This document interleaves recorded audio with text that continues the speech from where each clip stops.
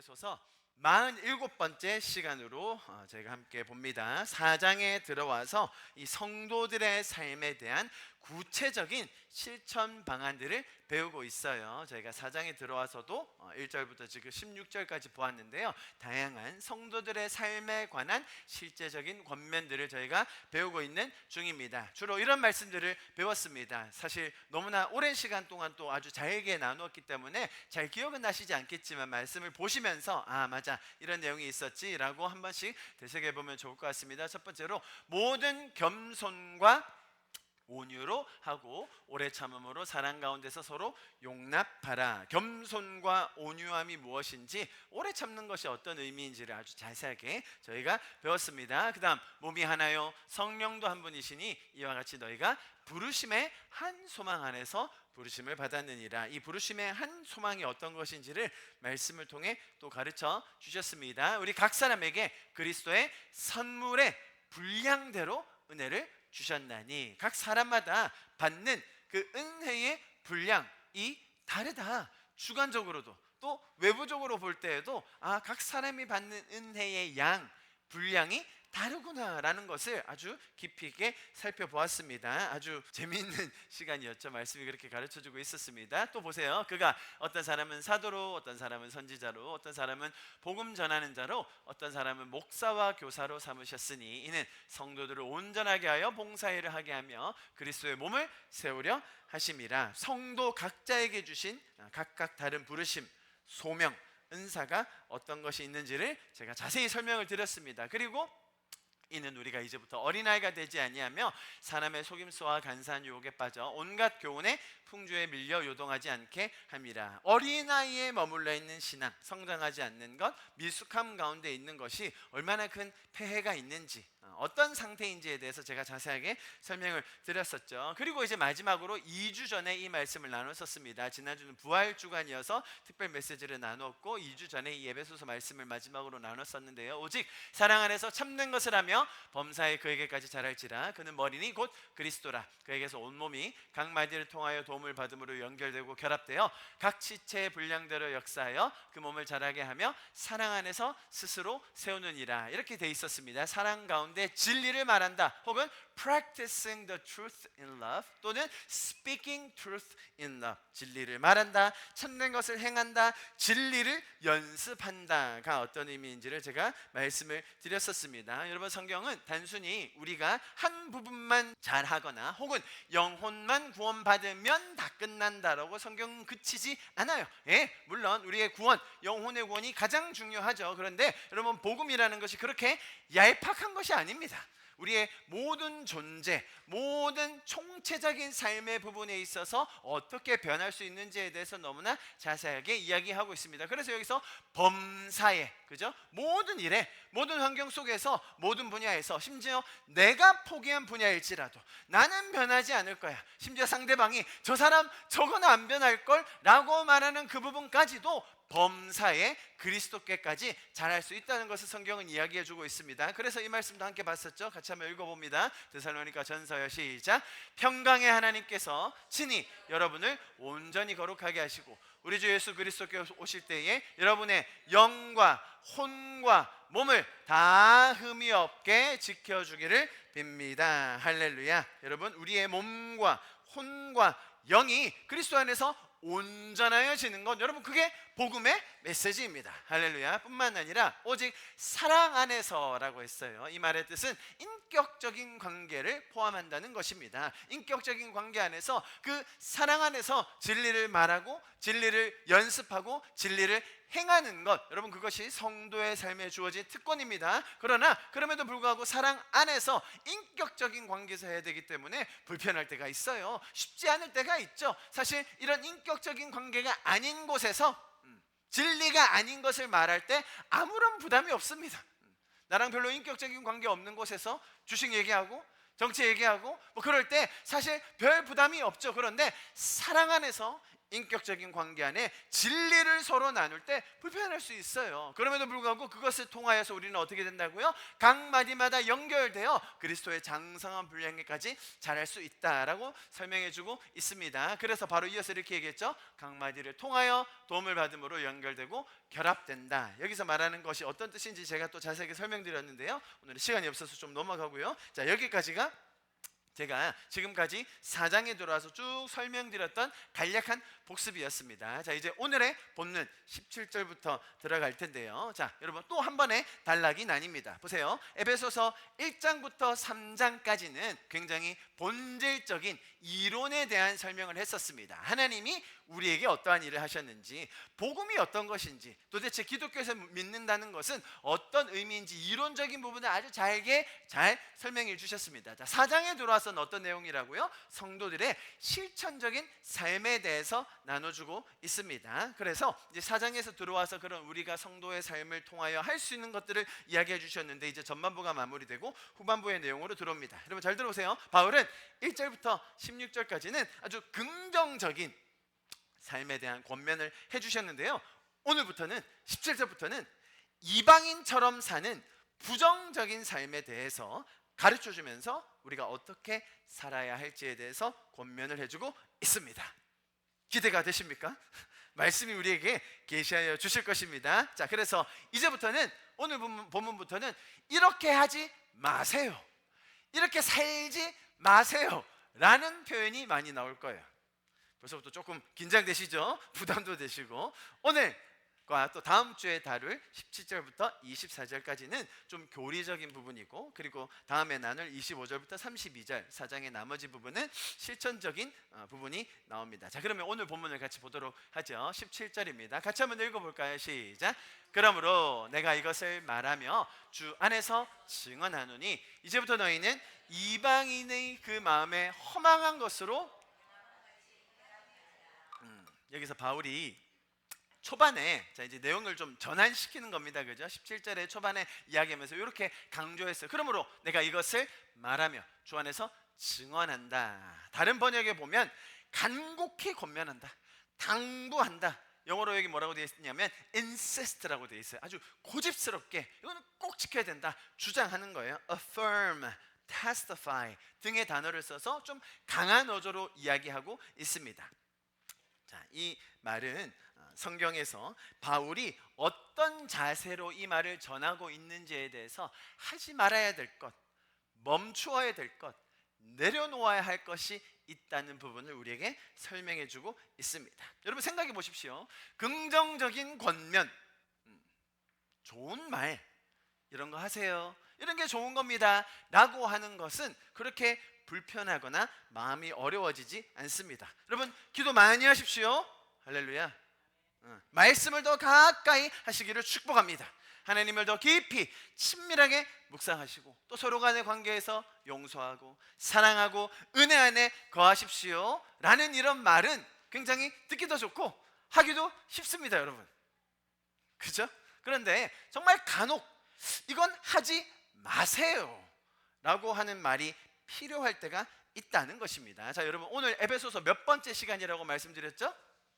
47번째 시간입니다. 47번째 시간. 자, 이 하지 마세요라는 말을 하기 위해서 바울은 정말 오랜 시간 동안 제가 설교한 46번의 시간 동안 기독교가 어떤 것인지, 하나님은 어떤 분이신지, 우리에게 어떠한 역사가 일어나는지, 지금 우리는 어떤 약속과 계획 위에 있는지를 자세하게 설명하고 나서 이제 드디어 이것은 하지 말았으면 좋겠습니다 라고 강하게 권면하고 있는 것입니다. 자, 그래서 사실은 이만큼 긴 설명과 충분한 그런 인격적인 관계가 형성되고 나면, 그리고 권위가 생기고 나면, 그러면 그 이야기를 할 수가 있는 것이죠. 지금 바울이 이렇게 강조했던 이유는 지금 여기서 말하는 이 자신의 권면은 자기가 떠올리는 그런 생각이 아니라 그리스도께서 직접 하시는 권면의 권위를 가지고 있음을 강조하는 표현이 지금 처음 나온 이 구절입니다. 여러분 생각해 보십시오. 제가 젊은이들에게 이제 만나서 그런 권면을 많이 해줍니다. 요즘에 가장 많이 하는 권면은 당연히 결혼해라입니다.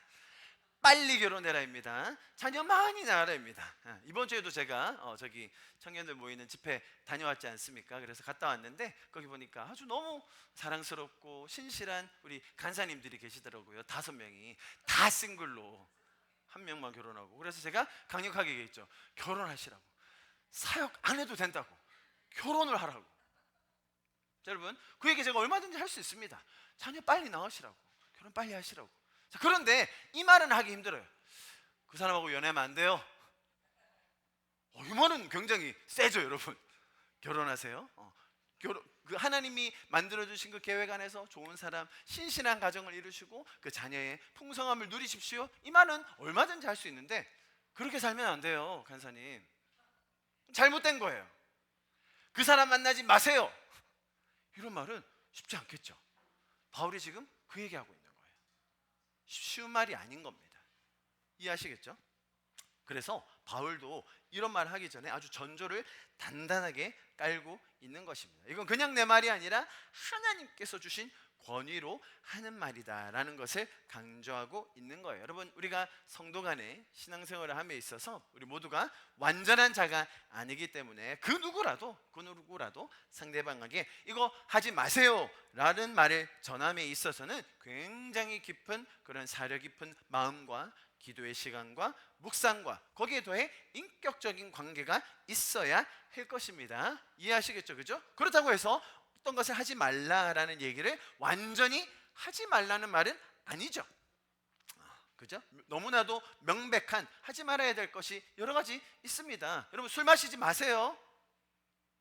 갑자기 뜯고 가시는 분들이 여러분 담배 피면 몸에 안 좋습니다, 여러분. 다들 끄떡끄떡 하시네. 그럼 담배는 몸에 안 좋아요. 우리 젊은이들 문신하지 마세요.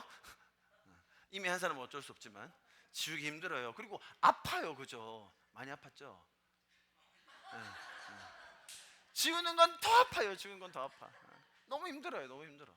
자, 여러분, 할 수 있는 말이 있죠. 왜냐하면 인격적인 관계가 있고 친밀하니까. 그런데 여러분, 하지 말라는 말에 있어서 굉장히 조심해야 되고 우리가 그들을 잘 배려해야 됩니다. 왜냐하면 여러분, 그들의 자존심과 관련된 그들이 가진 세상적인 신념과 가치관, 아주 세밀한 삶의 부분에 대해서는 사실은 말하기가 어려워요. 자, 그런데 우리가 바울이 이런 말을 하는 것을 보면서 우리는 어떤 입장입니까? 바울이 적어놓은 이 권면을 읽고 듣는 입장이죠.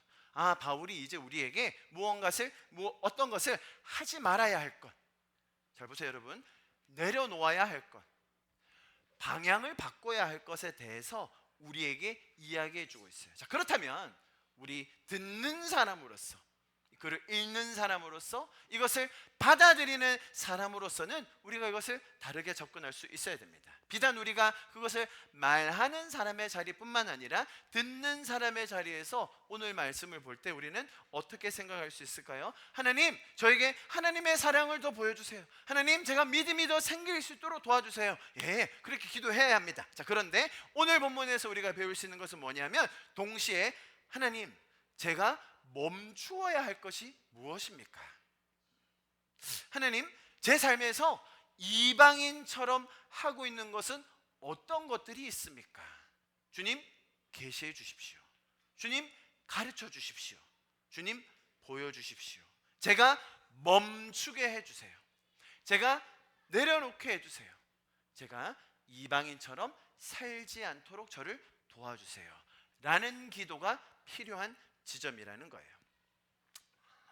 무슨 말인지 이해하시겠죠? 단순히 하나님, 이것을 보여주십시오, 더 이루어 주십시오, 믿음을 더해 주십시오, 사랑 안에 더 거하게 해 주십시오. 네, 좋아요. 그러나 성숙한 신앙이 될수록 우리 마음에는 이방인처럼 내가 하고 있는 것은 없는지, 하나님의 말씀에 비추어서 내가 멈추어야 될 것은 무엇인지를 꼭 알아야 한다는 것이죠. 자, 그러한 내가 멈추어야 할 혹은 내려놓아야 할 부분에 대한 조명함을 받을 수 있는 이번 한 주가 될 수 있기를 축복합니다. 할렐루야. 자, 그렇다면 바울은 오늘 본문에서 어떠한 부분에 대한 권면을 하면서 금하라고 하는지를 한번 보시겠습니다. 자, 화면 보시면 이렇게 나와 있죠. 이제부터는 너희는 이방인이 그 마음에 허망한 것 같이 행하지 말라.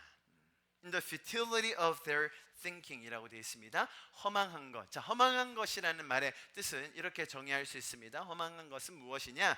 무의미한 것, 목적 없는 것, 무익한 것. 자, 반대로 말하면 뭐겠어요?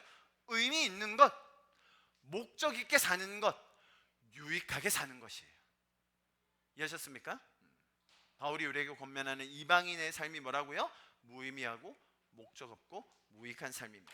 요즘 젊은이들 사이에서 팽배하게 퍼져가는 문화가 하나 있는데요. 그것은 뭐냐면, 잘 보세요. 무의미해도 목적이 딱히 없어도 별로 유익하지도 않아도 내가 좋고 내가 즐기고 내가 즐거우면 좋은 일이다. 내가 괜찮다는데, 내가 즐거운데, 내가 괜찮다고 생각하면 그건 좋은 일이다 라고 생각하게 만드는 거예요. 여러분, 성경은 그것을 이방인들의 허망한 일이다 라고 꼬집고 있는 거예요. 여러분, 멍 때리기 아십니까? 요즘 멍 때리기 엄청 유행이죠. 여러 가지 도구를 통해서 멍을 때립니다. 주로 뭘 가지고 멍 때리시죠, 우리 젊은이들? 민지는 주로 뭐 가지고 멍 때리니? 네?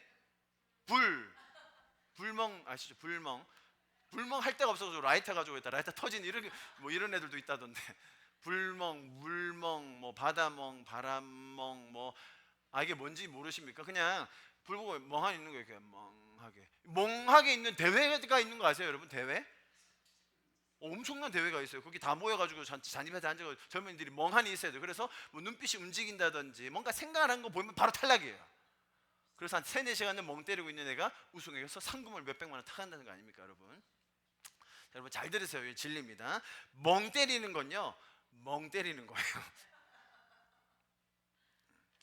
세상은 이렇게 얘기하죠. 멍 때리고 있으면 그러다가 창의적인 것도 나오고 새로운 아이디어도 나오고 그런 휴식이 필요하다. 네, 맞아요.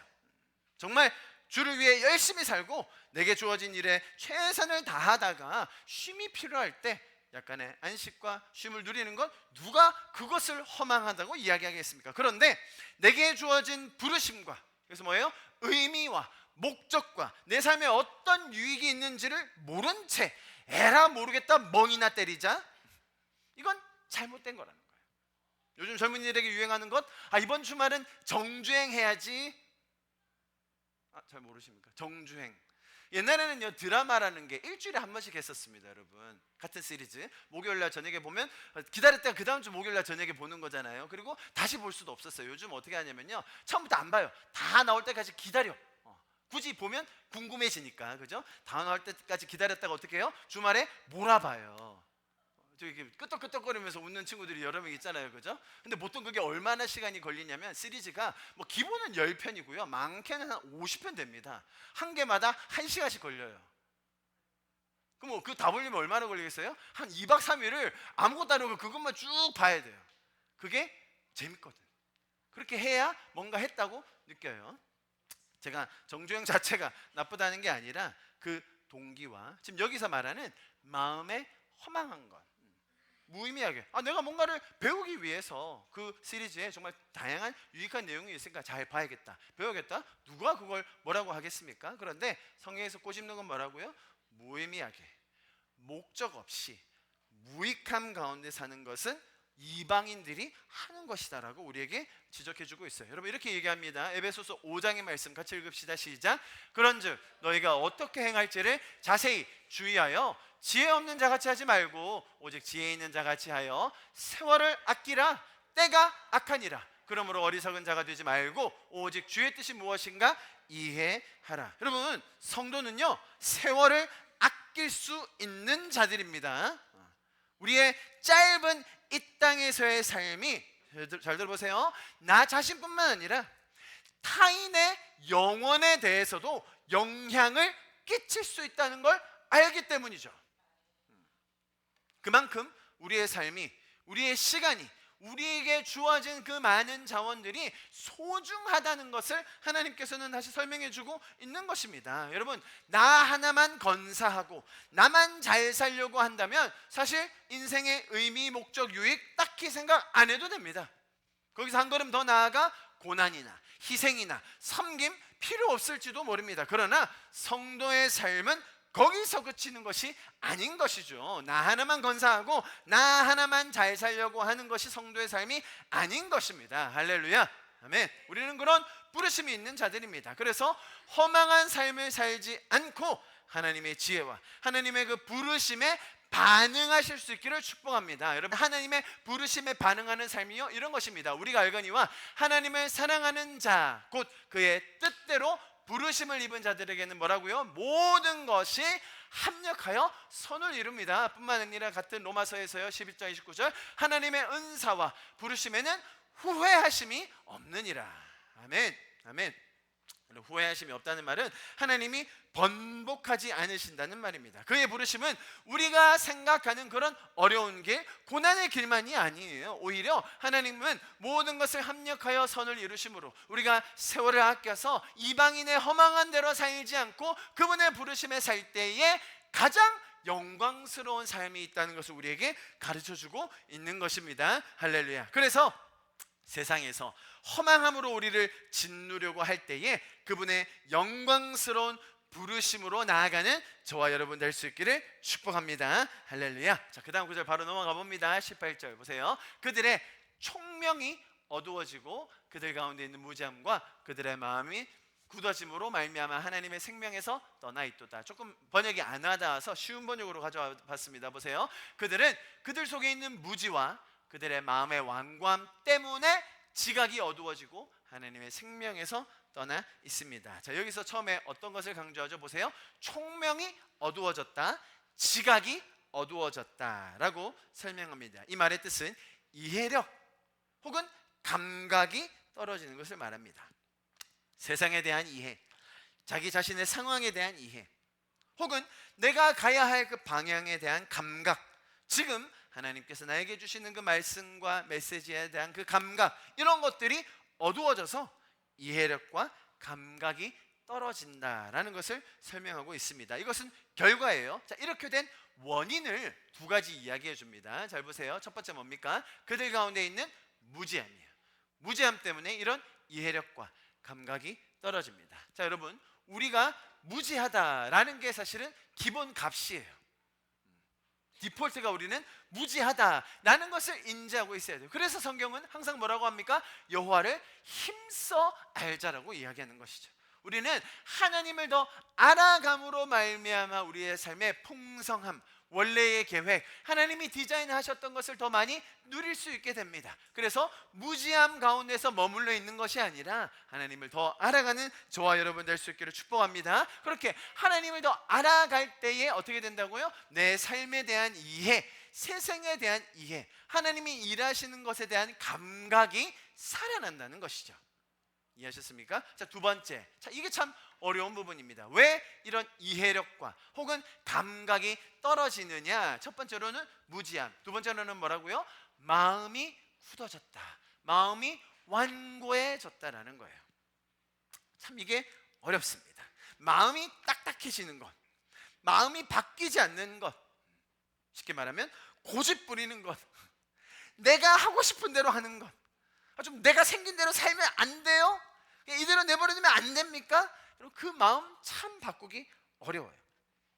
하나님이 뭐 나를 얼마나 이해하신다고, 저 사람이 뭐 나를 얼마나 안다고, 이런 것도 모르면서 내가 더 잘할 수 있는데 고집 부리고 죄적인 그 길에 머무르는 그 마음의 완고함, 마음의 굳어짐, 참 이것이 신앙생활에 있어서 우리를 바꾸지 않게 만드는 너무나 어려운 부분이에요. 여러분, 성경은 그래서 이 부분을 참 강조합니다. 에스겔서에서 두 구절에 걸쳐서 이렇게 얘기하는데요, 우리 같이 한번 읽어볼까요? 시작.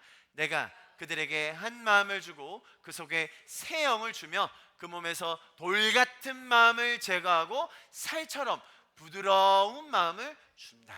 똑같은 말씀입니다. 다시 한번 읽어봐요. 시작. 또 새 영을 너희 속에 두어 새 마음을 너에게 주되 너희 육신에서 굳은 마음을 제거하고 부드러운 마음을 줄 것이며. 여러분, 신앙생활함에 있어서 굉장히 중요한 구절입니다. 뭐라고요? 내 마음에 돌 같은 마음, 굳어져 있는 마음을 주님 제거해 주십시오. 내 마음이 부드럽게 머물게 하여 주십시오. 우리가 부드러운 마음으로, 부드러운 심성으로, 딱딱한 마음, 딱딱한 자세가 아니라 부드러운 마음으로 하나님 앞에 성도들과 함께 서게 하여 주시옵소서라는 그런 기도이죠. 여러분, 딱딱한이라는 말만 들어도 답답하고 같이 읽기 싫고 뭔가 불편해지기 마련입니다. 여러분, 우리가 부드러운 사람이 될 수 있기를 축복합니다. 여기서 말하는 부드러움이라는 것은 하나님 앞에서의 자세를 말하는 것이죠. 하나님 앞에서 바뀌지 않겠다는 고집부리는 죄적인 마음이 아니라, 하나님, 나를 변화시켜 주십시오.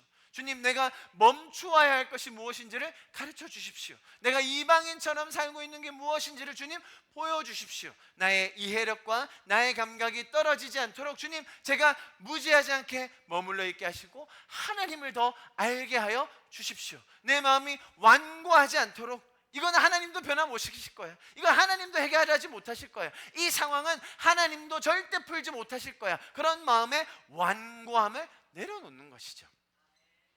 우리 젊은이들 항상 부드러운 자세로 하나님 앞에서 또 어른들에게 배울 수 있는 자세를 가질 수 있기를 축복합니다. 우리 어른들 부드러운 마음으로 항상 포용할 수 있는, 안아줄 수 있는 그런 마음을 가지실 수 있기를 축복합니다. 자, 오늘 본문에 보세요. 그것을 어떻게 만들어준다고 하셨죠? 새 영을 너희 속에 부어. 새 영을. 여러분, 우리는 이미 성령이 우리 안에 내주하시는 영원한 그 구원 안에 거하는 자들입니다. 한 번 구원으로 말미암아 우리 안에는 하나님이신 그 영께서, 성령이 우리와 동행하는 자들입니다. 그래서 이미 영원한 교제 가운데 있지만, 또한 성경은 이것을 강조하고 있습니다. 우리 같이 한번 읽습니다. 에베소서 5장 18절이요, 시작. 술 취하지 말라. 이는 방탕한 것이니 오직 성령으로 충만함을 받으라. 무슨 말입니까? 주님, 내가 오늘도 마음이 완고하여지지 않도록, 내 마음이 딱딱하여지지 않도록 성령 충만하게 하여 주십시오. 주님, 제가 주님 말씀하시는 것에 더 잘 이해하고 주님이 하시는 일에 더 잘 감각 느낄 수 있도록 주님 새 영을 부어 주십시오. 여러분, 성령과 친밀하게 교제하면서 충만함을 누리는 사람들에게는 감사함이 있습니다. 눈물이 있습니다. 그치지 않는 하나님을 향한 찬양이 생기게 됩니다. 여러분, 단순히 인간적인 감성적인 그런 걸 얘기하는 게 아니에요. 하나님께서 우리의 삶에 주시는 그 세밀한 음성들, 세밀한 일하심들, 아주 작은 부분들마다 하나님이 우리에게 가르쳐 주시는 것들을 통하여 정말 우리가 반응할 수 있는 자들로 변화된다는 거예요. 여러분, 그래서 세상의 소리에 더 많이 귀 기울이는 것이 아니라 하나님께서 우리에게 무슨 말씀하시는지 거기에 더 반응하며 우리의 마음이 더 부드러워질 수 있도록 주님의 영을 더 구하는 그 충만함을 사모하는 저와 여러분 될 수 있기를 바랍니다. 할렐루야. 자, 여기까지 뭐 하지 마라라고 했는데 그래도 들을만 하셨죠, 여러분? 생각보다 그렇게 어렵진 않았을 겁니다. 이제 아주 좀 생뚱맞은 그 구절로 넘어갑니다. 오늘 이야기했던 그 구절에서 똑같이 이 말을 했었죠. 제가 색깔 친 부분 보세요. 생각이 허망하여졌다. 지각이 없는 마음이 되었다. 그러면서 사람이 뭐라고 해요? 스스로 지혜 있다고 주장하고 실상은 어리석다. 자, 오늘 나눴던 본문과 일맥상통하는 로마서의 말씀입니다. 자, 이해하셨죠? 그럼 제가 한번 읽어보겠습니다. 이 세상 창조 때로부터 하나님의 보이지 않는 속성, 곧 그분의 영원하신 능력과 신성은 사람이 그 지으신 만물을 보고서 깨닫게 되어 있습니다. 그러므로 사람들은 핑계를 댈 수가 없습니다. 사람들이 하나님에 대해서 들어보지 못했더라도, 예수님을 알지 못하더라도 이 자연 만물과 우주를 바라볼 때, 와, 이게 어떻게 가능한 일인가? 하나님이라는 존재, 신이라는 존재가 분명히 있겠다라는 그런 마음을 주신다는 것을 설명하고 있죠. 보세요. 그런데 사람들은 하나님을 알면서도 하나님을 하나님으로 영화롭게 해드리거나 감사를 드리기는커녕 오히려 생각이 허망하여졌다. 허망해진 게 뭐라고요? 무의미하고 무익하고 목적과 방향이 없는 것을 얘기하는 거죠. 그러면서 그들의 지각 없는 그 마음이 어둠으로 가득 차게 되었어요. 사람들은 스스로 지혜가 있다고 주장하지만 실상은 어리석습니다. 자, 이렇게 사는 사람들의 결과가 무엇인지를 오늘 에베소서에서는 그렇게 이방인처럼 허망하게 살지 말라고만 이야기했지만 동일한 맥락으로 이야기하는 로마서에서는 이것에 대한 결론까지 한 번 더 이야기해주고 있습니다. 보세요. 그 다음에 어떻게 이어지는지. 썩지 않는 하나님의 영광을 썩을 사람이나 새나 네바 달린 짐승이나 기어다니는 동물의 형상으로 바꾸어 놓았습니다. 무슨 말입니까? 우상 숭배한다는 것이죠. 여기서 말하는 우상 숭배라는 것이 다른 신을 만들어 놓고 제단을 만들어 놓고 신상을 만들어 놓고 하는 그런 이교도적인 것도 있겠지만, 여기서 뭐라고 해요? 영원하지 않은 것을, 그죠? 영원한 하나님의 영광을 영원하지 않을 것으로 바꿔서 마치 그것이 우리의 신인 양, 마치 그것이 우리의 가장 고귀한 가치인 양, 세상적인, 세속적인, 영원하지 않은 것들에 대해서 우리가 숭상하고 예배하고 그들을 마치 하나님처럼 대하게 되었다는 거예요. 그 원인이 뭐였습니까? 마음이 허망하여져 있고 지각이 어두워져 있고 스스로 잘났다고, 내가 스스로 해결할 수 있다고, 내가 지혜롭다고 생각하는 그들이 이러한 결과를 맞이하게 됩니다.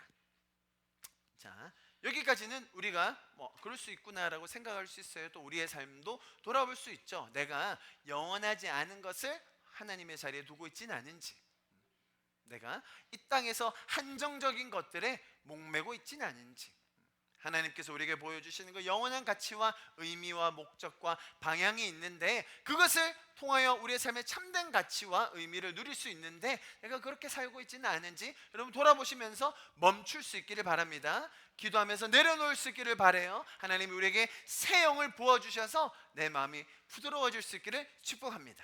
자, 그런데 저도 여기서 딱 멈추면 좋겠는데 로마서는 그 다음 이 더 심각해지는 문제까지를 우리에게 설명해 주고 있습니다. 저도 이 부분을 다룰까 다룰지 말까, 왜 여기까지만 하면 딱 깔끔하잖아요 여러분. 할렐루야. 별로 이렇게 마음이 어렵지 않은데 그 다음 설명하는 것이 하나님께서 또 우리가 시대에 대한 이해, 그죠? 내 자신뿐만 아니라 이 세상에서 일어나는 일에 대한 이해를 더 우리에게 가르쳐 주고 있는 부분이라고 생각합니다. 보세요. 자, 바로 이어지는 구절입니다. 이런 까닭에 하나님은 사람들을 부끄러운 정욕 속에 내버려 두셨습니다. 여자들은 남자와의 바른 관계를 바르지 못한 관계로 바꾸고, 또 남자들도 이와 같이 여자와의 바른 관계를 버리고 서로 욕정에 불탔으며 남자가 남자로 더불어 부끄러운 일을 하였습니다. 그래서 그들은 그 잘못에 마땅한 대가를 스스로 받았습니다. 문제가 점점 더 심각해집니다. 지금 보시는 이 26절과 27절에서 우상 숭배한다, 마음의 지각이 어두워진다, 허망한 데 있다 라는 부분이 계속 진행하면서 어디까지 가는지에 대한 그런 아주 명백한 예를 보여주고 계십니다. 그것은 다름 아닌 동성애입니다. 지각과 총명이 없어지니 무지가 쌓입니다. 내 마음을 바꿀 생각이 없어요. 그리고 스스로 맞다고 생각합니다. 우리는 그렇게 해도 되는 거예요, 이렇게 해도 괜찮은 겁니다 라고 세상이 설명해요. 이렇게 하는 게 심지어 좋은 겁니다 라고 새로운 가치까지 만들어냅니다. 여러분, 세상이 극단적으로 갈 때 이런 징조가 팽배해진다라는 것을 우리가 알아야 돼요. 여러분, 이 학자가 한 명 있는데요. J.D. 언윈이라는 사람이 쓴 책 Sex and Culture이라는 아주 오래된 책입니다. 1934년작이고요. 이 사람은 옥스퍼드 대학교 인류학자인데 이 사람이 쓴 아주 대표작입니다. 문화 인류학자로서 지난 5,000년 동안 있었던 그런 문명들 있죠. 문명, 문화 혹은 국가, 사회 등을 연구를 했습니다. 지난 5,000년 동안 있었던 86개의 문명, 문화를 연구했는데 그것을 성적인 것과 연결시켜서 한번 연구를 해보셨던 거예요. 자, 5,000년 동안 생겨났던 문명, 나라, 문화들이 있었을 것 아닙니까? 그 문명의 흥망성쇠 중에서 그 문명이 특히 망할 때, 사라질 때 어떤 현상이 일어났는가를 연구한 책인데요. 아주 재밌는 결과가 나왔습니다. 한번 들어보십시오. 이 책에서는 어떤 이야기를 하냐면 혼인 전과 혼인 후에, 그죠? 혼인 전이나 혼인 후에 그런 성적인, 그죠? 이성 간의 그런 관계에 있어서 제약이 많은 문화, 보수적인 문화가 항상 문화의 번영을 가져왔다라고 이야기해요. 반대로 성적인 자유, 그죠? 성에 대해서 개방적인 이런 사회는 3세대만 지나면 문화가 붕괴된다고 해요. 그래서 참 재밌게도 가장 높은 수준의 문화적인 번영을 이루었던 그 사회는 아주 강력한 성에 관한 그런 제약이 있었는데, 첫째로는 혼전순결 강조했다는 거예요. 이런 문화들에서는. 두 번째, 일부일처제를 강조했다는 거예요. 일부일처제가 당연한 거 아닙니까? 그거 많이 무너지고 있는 것이죠, 지금 현재에서. 그래서 여러분 보세요, 혼전순결과 그런 일부일처제를 강조하고 나서 한 3세대가 지나잖아요. 그러면 희한하게 그 문명에서 문화, 예술, 과학, 그 다음에 건축, 공학, 농업을 포함한 모든 분야에서 다른 문명들을 능가하는 결과를 내요. 희한하죠? 예수님 믿고 안 믿고의 차원이 아닙니다. 단순히 문화가 어떻게 이루어져 갖고 문명이 어떻게 흥망성쇠를 이루어왔는가를 보는 그런 연구예요. 자, 그래서 문명이 멸망하기 전에 로마 제국이건 수에르 민족이건 어떤 문명이건 간에 그 문명이 멸망하기 직전에 나타나는 세 가지 징조를 이렇게 설명해 주고 있어요. 첫 번째, 신에 대한 부정이 일어난다는 거예요. 이건 무슨 말이냐면 가치 자체를 그대로 두지 않겠다는 거죠. 도덕이라는 것이 더 이상 작동하지 않게 만듭니다. 신? 그런 존재는 없어. 우리가 알아서 하면 돼. 신? 그 존재가 정해주는 대로 살지 않아도 돼. 우리가 하는 게 선이야. 내가 말하는 게 맞는 거야. 우리가 하고 우리가 쾌락을 느끼고 내가 좋으면 되는 거야 라고 하는 것이죠. 그래서 상위의 가치라든지 가치 체계 자체를 상실하게 만듭니다. 잘 보세요, 여러분. 도덕적인 관념도 없어지고 가치적인 체계도 없어져요. 그 다음에 뭐가 일어날까요? 참 신기합니다. 이런 신에 대한 부정이 일어나고 나서 그 다음 일어나는 게 여성의 성적인 해방이 일어나요.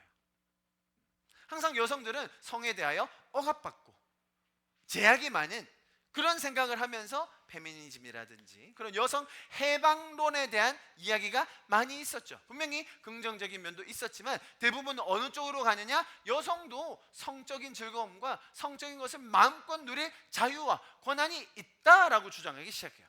그러면서 여성들의 성적인 이런 관계들이 정말로 자유로워집니다. 자, 제가 지금 뭔 말씀드리는 거예요? 문명이 멸망하기 전에 나타나는 징조 두 번째, 여성들이 성적으로 해방됩니다. 그러면 웃기는 결과가 뭐냐면 그때부터 남성들이 자기 문명을 지키고 싶어 하지 않아요. 내 가정, 내 자녀, 이 문명, 이 나라를 지키기 위해서 누가 일해야 하죠? 그대로부터 남자들이 전쟁에 나가서 목숨을 걸고 지켰어야만 했습니다. 그런데 이렇게 신에 대한 존재, 그런 가치체계, 도덕성이 없어지고 그 다음에 여성들의 성에 대한 자유가 일어나고 나면 남성들도 그 가치를 지키고 싶어하는 마음이 없어진다는 거예요. 그러면 문명이 쉽게 멸망하게 되겠죠. 마지막으로 어떤 상황이 일어나느냐? 아름다운 것에 대한 재정의인데, 다시 말하면 회수시키는 거죠. 우리가 원래 생각했던 아름다운 것, 가치 있는 것에 대해서 그것을 반대로 말하는 거예요. 그게 아름다운 게 아니야, 그게 가치 있는 거 아니야 라고 말하는 겁니다. 뿐만 아니라 역사에 대한 재해석, 달리 말하면 왜곡입니다. 우리의 선조들이, 우리의 조상들이 아름답게 지켜왔던 것, 가치 있게 여겨왔던 것에 대해서 완전히 부정하면서 그렇게 살지 않아도 돼, 그것만이 옳은 게 아니야, 그것만이 가치 있는 것이 아니야 라고 주장하기 시작한다는 것입니다.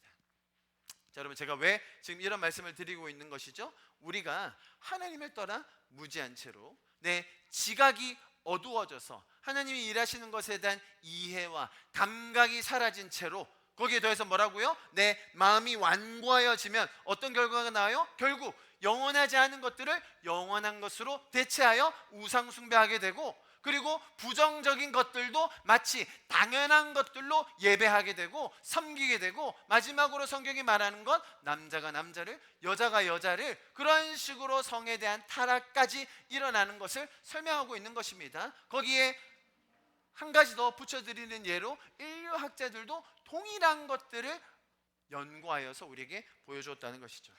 여러분, 제가 지금 말씀드린 이런 현상들이 한국은 아직은 잘 모르지만 서구 사회에서 너무나 심각하게 일어나고 있습니다. 자, 보세요, 여러분. 기존 가치, 결혼은 남자 여자가 한 명씩 한 명씩 하는 거예요. 그럼 원래 그렇게 하는 거 아니에요? 당연한 것 아니에요? 지난 몇천 년 동안 그렇게 살아왔던 것 아닙니까? 아니 그렇게 안 해도 돼. 여자 엄마 결혼해도 되고 남자 결혼해도 되고 한 사람만 해야 되는 게 아니라 여러만 결혼해도 되고 마음껏 해도 돼요. 그런 일들이 지금 현재 서구 사회를 중심으로 굉장히 많이 일어나고 있어요. 자, 우리 어린아이들 보실게요. 제가 잠깐만 보여드리고 넘어가겠습니다. 자, 이것은 어린아이들 수업 시간에 들어와서 이 사람들이 책 읽어주고 있는 그런 장면이에요. 드래그 퀸이라고 하는데 이 사람들은 다 남자입니다. 남자 선생님입니다. 남자 선생님. 굳이 이런 복장을 하고 들어와서 이것도 괜찮은 거야. 얘들아 나 어때? 예쁘지? 이렇게 혀를 차시지만 여러분 미국 전체 초등학교에서 다 하고 있어요.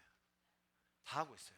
심지어 부모님들이 뭐라고 얘기하냐면 일주일 수업 7번인데 7일 예를 들어 6일이라고 칩시다. 6일 중에 왜 우리 아이들이 4번을 이런 내용을 들어야 되냐고. 이런 내용만 가르쳐요. 왜 괜찮은 건지, 왜 이래도 되는지, 이렇게 사는 것도 왜 아름다운지. 지금 제가 말씀드렸죠. 인류학자가 뭐라고 했다고요? 미에 대한 재해석, 역사에 대한 왜곡. 우리는 어른들은 이 사진 보면 다 혀를 차요. 저런 미친. 그게 우리의 정상적인 반응이었는데 아니야 괜찮은 거야. 자, 뭐라고요? 하나님에 대한 존재, 신에 대한 체계, 도덕성과 윤리와 가치가 사라지면 어떻게 된다고요? 여성에 대한 성적인 해방, 마지막으로 미에 대한, 역사에 대한 왜곡이 일어난다는 거예요. 자, 이 사진 보십시오. 남자입니까 여자입니까 여러분? 자, 의견이 분분합니다. 여자 아이가 하는 사람들은 여자 수영복을 입고 있으니까, 남자 아이가 한 사람은 떡대가 넓으니까 남자입니다 여러분. 얼굴 똑같죠? 남자예요. 근데 왜 혀를 쩌쩌쩌 차시죠? 수영 선수였고요. 리아 토마스라는 수영 선수입니다. 미국에서 한 400위 정도 하는 뭐 나쁘지도 그렇다고 그렇게 잘하지도 않은 그런 수영 선수였습니다. 1년 정도 호르몬 치료 받습니다. 수술 안 했어요. 남성 성기 가슴 수술 다 남성 성기 그대로 있고 가슴 수술도 안 했고 그냥 호르몬만 한 1년 정도 맞았어요. 그리고 여성대회 출전했어요. 몇 등 했을까요? 1등 했어요. 1등. 누구를 제치고 1등을 했냐면, 얘는 보실 때 여자입니까 남자입니까? 얘는 뭐 아무리 봐도 여자죠. 같이 대회 나왔어요. 이름이 라일리 게인스라는 이 자매인데 벌써 22, 3살밖에 안 됐는데 결혼도 했고 평생 수영만 한 20년 가까이 수영만 한 미국에서 10손가락 안에 드는 그런 수영 선수예요. 이 라일리 게인스가 아까 리아 토마스와 같이 나간 거예요. 여러분 미국 전역에서 10등 정도로 들려면요, 한 종목에서 그러면 10등 안에 드는 사람들을 서로 다 알까요? 모를까요? 다 알죠. 4살부터 수영해서 20살까지 수영만 했는데 하루도 안 빼고 수영했다고 하더라고요. 하루도 안 빼고 수업 전, 수업 후. 그때 코로나 때는 수영장이 문을 안 열어서 동네에 있는 강에서 수영했대요. 그 정도로 진짜 수영만 정말 열심히 한 친구예요. 그래서 10등 안에 든 친구가 대회를 나갔는데 리아 토마스가 나오는데 처음 들어본 애인 거죠. 누구지? 난 들어본 적이 없는 애인데. 그리고 수영을 했네요. 그리고 걔한테 졌어. 이게 무슨 일이지? 여러분 라커룸에 갔어요. 라커룸에 갔는데 걔가 옷을 벗는 거예요. 여자들이 다 옷 벗고 있었습니다. 그래서 자기가 너무 놀래가지고, 걔는 남자 성기를 가지고 있는 애였어요. 당시에 여자친구도 있었어요. 얘가 여자 탈의실 들어갔길래 이 게인스가 너무 놀라서 아빠한테 전화를 했어요. 아빠도 운동선수입니다. 아빠한테 전화해서 이런 상황이다. 아빠가 너무 화가 나서 들어가려고 했는데 들어가면 어떻게 돼요? 자기가 죄를 짓는 거잖아요. 범죄 짓는 거죠. 여자 탈의실 들어갈 수가 없잖아요. 참은 거예요. 그래서 이 선수는 2등을 했는데 트로피는 2등을 한 게 아니라 사실은 이 수영이 0.000초까지 잽니다. 그런데 이 리아 토마스랑 이 게인스가 둘이 똑같이 들어온 거예요. 공동 1등. 근데 트로피는 이 남자한테 줬어. 왜? 사진이 잘 나와야 된다고. 그래가지고 이 여자애가 너무 열이 받아서 이제 수영을 거의 그만뒀어요. 이렇게 해서 수영을 하는 게 무슨 의미가 있나. 저기 결혼한 남자친구도 수영 선수래요. 그 아내인 이 자매가 얘기하더라고요. 별로 수영 못한대요, 자기가 볼 때는. 근데 자기랑 하면 자기가 진대요. 왜? 남자니까. 남자는 손이 더 큽니다, 여러분. 여자보다 폐활량이 더 크고요, 뼈 결곡이 더 튼튼하고요, 근육량이 더 많아요. 키가 더 크고요, 발이 더 커서 수영을 하면 자매들이 전국에, 미국 전체에서 10등에 드는 자매도 400등 하는 애라 하면 이길 수가 없어요. 자, 여러분, 제가 최근에 일어난 굉장히 대표적인 예만 보여드렸어요. 농구는 뭐 그냥 키 좀 크니까 괜찮나요? 격투기에서 남자랑 여자랑 싸우면 어떻게 되죠? 전 세계에서 여자 중에 제일 잘 싸우는 여자, 여러분 그런 자매는 보신 적 있으십니까? 괜히 까보면 끝장납니다, 여러분. 그런데 조금만 격투기 배운 남자랑 싸우면요, 맥을 못 춥니다. 실제로 두개골이 깨지는 사건이 일어났어요. 격투기 하다가 여자 경기에 나간 남자애가 그냥 때렸는데 대가리가 박살난 거죠. 지금 제가 굉장히 대표적인 한 예를 보여드린 거고요, 미국의 모든 스포츠에서 지금 다 이런 일이 일어나고 있어요. 한국에서 일어나고 있을까요? 안 일어나고 있을까요? 한국에 최근에 일어나고 있어요. 자전거 대회에 어떤 남자가 나왔어요. 1등 했습니다. 트랜스젠더였어요. 어떻게 할 거냐는 거죠. 여러분, 이게 생각보다 심각한 상황이에요. 초등학교에 부모님들이 아이들을 보내지 못하고 있어요. 뿐만 아니라 미국 사회 전체가 지금 미국을 시작으로 해서 영국과 대부분의 선진국들, 서구 사회는 다 이미 넘어갔어요. 다 넘어갔어요. 이 생각에 대해서 반대한다, 이제는 더 이상 발언 기회가 없고요, 다 혐오를 조장한다고 해서 처벌받아요. 한국은 아직 그만큼 넘어가지를 않았습니다. 정말 이거를 지키기 위해서 목숨 걸고 싸우는 분들이 계세요. 막아야 된다고. 자, 여러분, 제가 지금 여러분에게 계속 설명드리고 있는 것 무엇입니까? 오늘 본문이 사실은 이어서 바로 이야기하는 부분이 있는데요. 자, 로마서 우리가 쭉 읽었죠? 지금 에베소서 말씀입니다. 다시 돌아간 거예요. 17, 18절 제가 설명드렸습니다. 19절에 이렇게 얘기하고 있기 때문에 제가 바로 중간에 끼어서 로마서를 설명드린 거예요. 19절 보세요. 그들이 감각 없는 자가 되어, 자, 이방인들이, 그죠? 무지함 속에, 허망함 속에 마음이 완고하여져서 살 때 어떻게 된다고요? 여기서도 똑같이 얘기해요. 그들이 감각 없는 자가 되어 자신을 방탕에 방임하여 모든 더러운 것을 욕심으로 한다. 다시 다른 번역으로도 한번 읽어볼까요? 그들은 수치의 감각을 잃었다. 저거 수치스러운 건데, 저거 부끄러운 건데, 저거 잘못된 건데, 그 감각을 잃어버린 거예요. 스스로를 방탕에 내맡겨서 탐욕을 부리면서 모든 더러운 일을 한다는 거예요. 그래서 오늘 바울이 우리에게 어떻게 권면한다고요? 이방인처럼 허망한 일에 있지 말라는 거예요. 목적 없는 일, 무의미한 일, 무익한 일에 시간 보내지 말라는 거예요.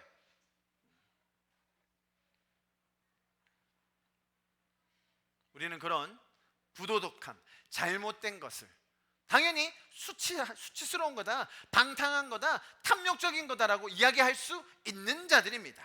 그것이 자유다, 해방이다라고 부추기는 세상에 잘못됐다고 이야기할 수 있는 자들이에요. 왜죠? 우리는 기준을 가지고 있거든요. 자, 마지막으로 보세요. 20절, 오늘의 마지막 구절입니다. 보십시오. 오직 너희는 그리스도를 그같이 배우지 아니하였다.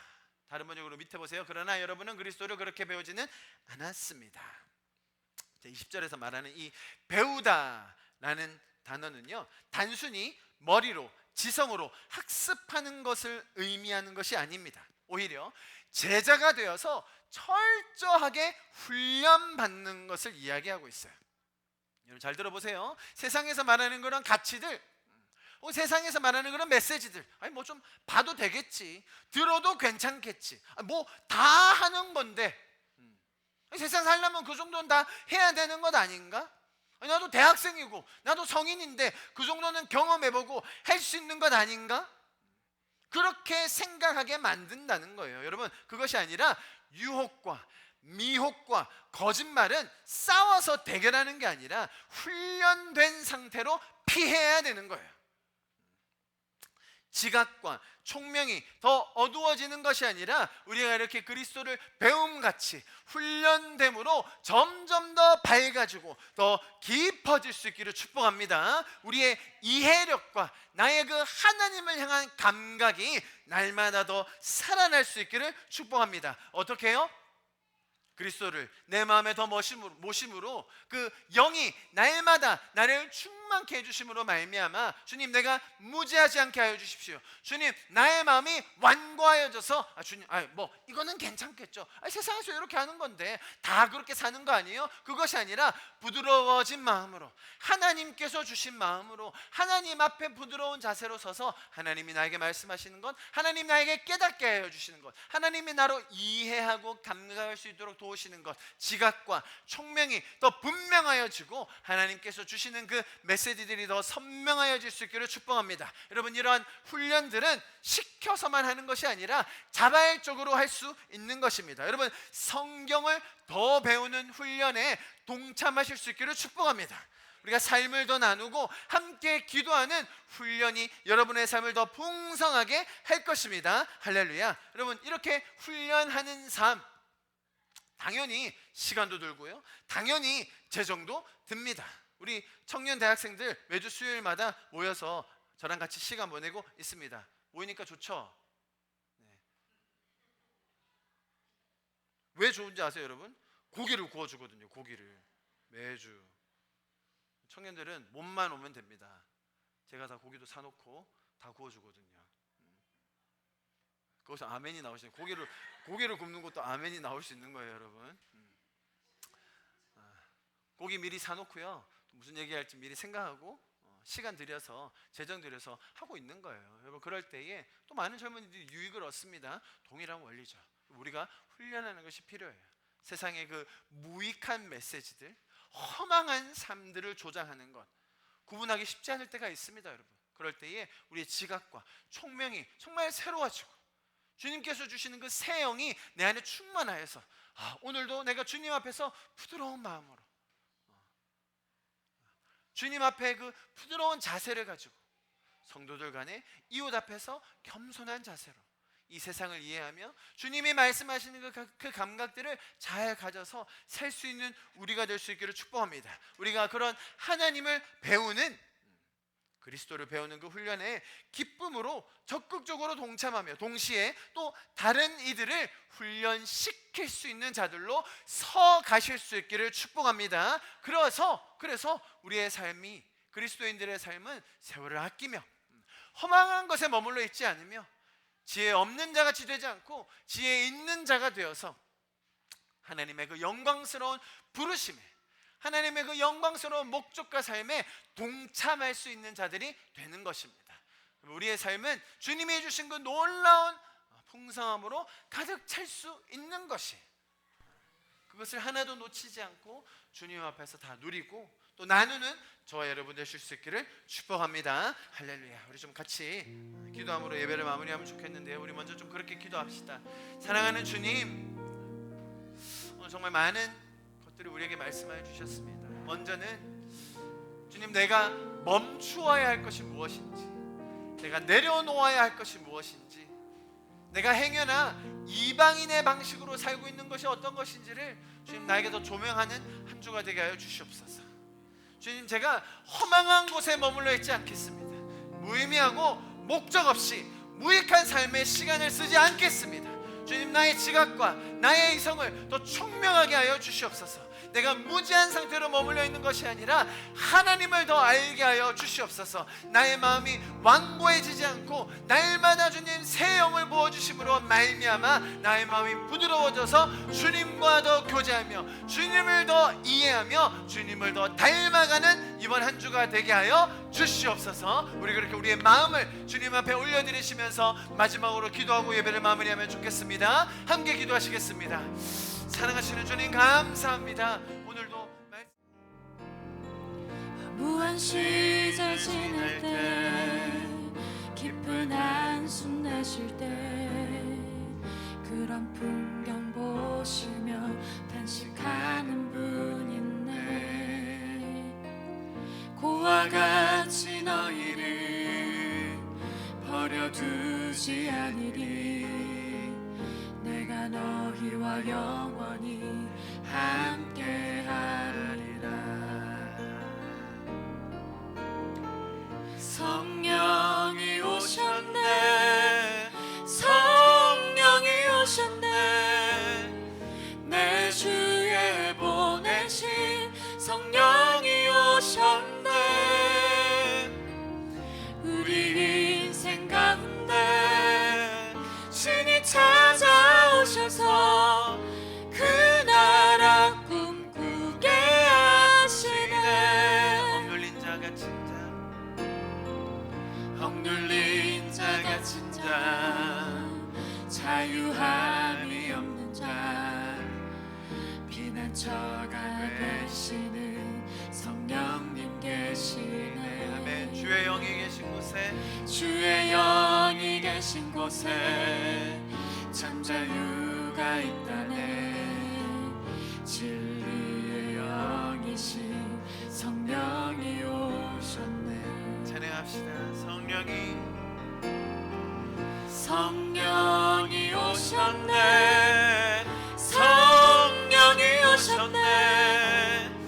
내 주에 보내신 성령이 오셨네. 우리 인생 가운데 친히 찾아오셔서 그 나라 꿈꾸게 하시네. 성령이 오셨네. 성령이 오셨네. 내 주에 보내신 성령이 오셨네. 우리 인생 가운데 친히 찾아오셔서 그 나라 꿈꾸게 하시네. 우리 인생 가운데, 우리 인생 가운데 친히 찾아오셔서 그 나라 꿈꾸게 하시네. 그 나라 꿈꾸게 하시네. 그 나라 꿈꾸게 하시네. 살아계신 하나님 감사합니다. 우리가 그 허무한 삶 가운데 굴복하지 않기를 원하시는 주님께서 오늘 이 시간 그런 마음으로 우리에게 주신 그 많은 메시지들 우리가 잘 듣고 우리의 삶에서 순종할 수 있기를 간절히 소망합니다. 주님, 이곳에 있는 우리 성도분들 한 분 한 분 가운데 새 영을 부어주십시오. 그래서 완고하고 딱딱한 마음이 아닌 부드러운 새살과 같은 그 마음으로 주님 앞에 서서 주님 주시는 그 총명과 지각을 가지고 주님을 더 알아감으로 말미암아 정말 이 시대를 분별하고 내 삶에서 주님이 주시는 그 영광스러운 부르심, 그것을 동참하는 우리가 되게 하여 주시옵소서. 오늘도 우리 가운데 역사하신 주님을 찬양합니다. 지금은 우리 주 예수 그리스도의 그 무한하신 은혜와 하나님 아버지의 한량없으신 우리를 구원하기 원하시는 그 사랑하심과 성령님의 충만케 하심, 역사하심, 인도하심이 지금 이 자리에 모여서 그 말씀 가운데 우리를 비춰주시는 성령님께 순종하기 원하는 우리 성도들 한 명 한 명 가운데 가정 위에, 삶의 터전에, 학업 위에 지금부터 영원히 함께 하시기를 간절히 축원하며 기도하옵나이다. 아멘.